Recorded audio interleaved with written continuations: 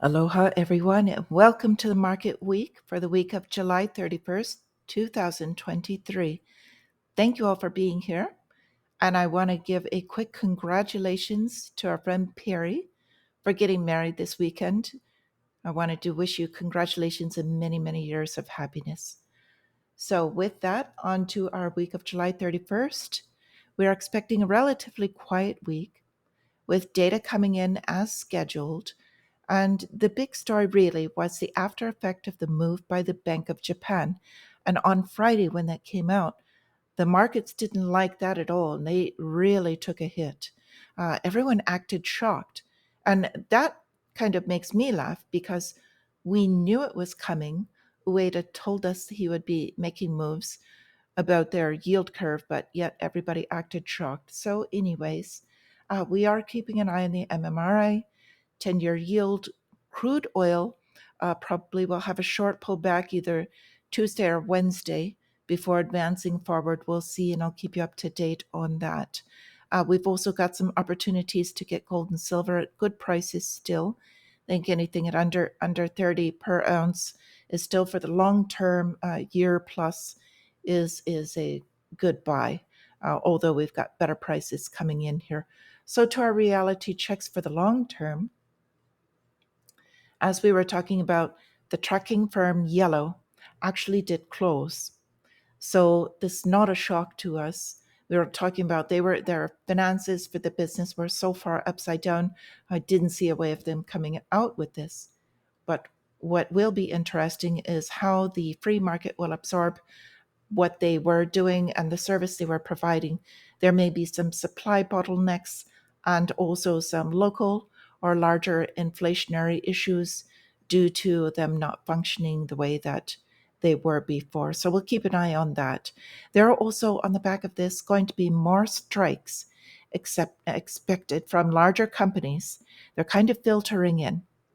So this is despite the fact that according to the Fed, as you see, we have the case for a soft landing is slowly but surely building, and they're all beginning to have this narrative. So you can see this is CNN, it's mainstream media, of course, um, all saying that we're fine. So despite the fact that we have this growing economy, according to them, cooling inflation, and everybody should be smiling about this and be happy, unless, of course, you talk about real wages. And real wages are what people are actually making as far as their cost of living versus what they have to pay out to live that same lifestyle. And then it all starts to make sense. So we will have more strikes, more labor issues, and we'll see how that goes. So this is another story that I think is a long going trend that they have not really addressed yet. New York and California, they lost by people basically voting with their feet and leaving their states because their taxation policies are incredible. So anyone in the middle class or the wealthier or the businesses that were actually functioning found that they get treated in better in other states or other places. And I think that this increase in taxation will increase as a trend overall. So between cost of living and the taxation, they just drove all of their residents out. So the next story, of course, this was from last Thursday, Friday as well. Heartland Tri-State Bank has failed. So the FDIC stepped in and purchased it with Dream Bank and wrote off some of the losses. So they're getting, again, more banks, more loans, pennies on the dollar, and the bank goes under. So keep a watch on that. This story, Ford. Now, Ford beat on their earnings, but they're set to lose $4.5 billion in electric vehicles this year. So, on the back of this, huge losses, and then they say also that moving forward for the next few years, they're going to continue to have losses creating these electric vehicles. Then we get the story from the Postal Service, saying that they are moving to all electric vehicles. So what did they do? They purchased over 9,000 EVs from Ford, put in their first order.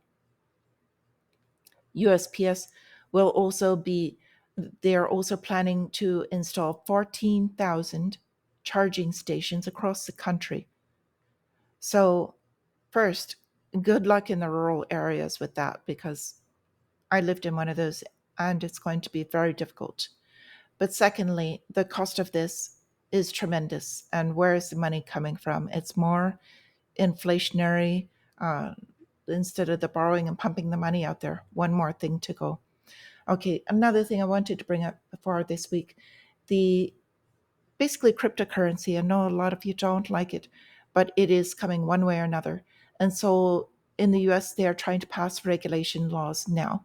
So I've got a few. I've got an example of what I think would be a decent one, and then one that is on the other side.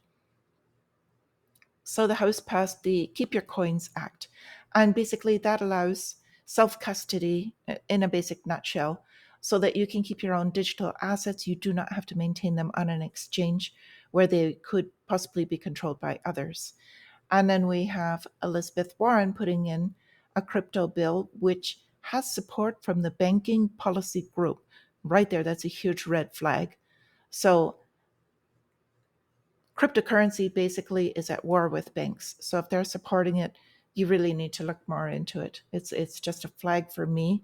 And basically it is one where she wants to make sure that there is the KYC, know your customer, all of your information goes with it, under the guise of we want to make sure that there is no illicit finance or no illegal activities going on, no financing of terrorism or rogue nations. So under this, they get to control what you do. So anyway, the interesting part of that for me is that none of this has passed yet. They're just putting these forward.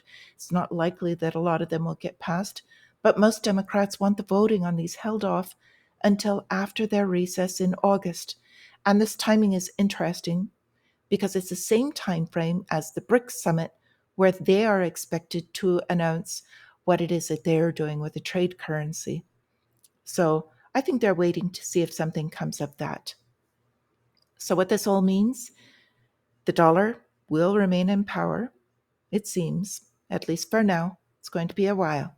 So with that, we'll stay up to date. Please hit like if you actually liked anything here. Super happy to have you all here. And I'll see you in the morning before the market.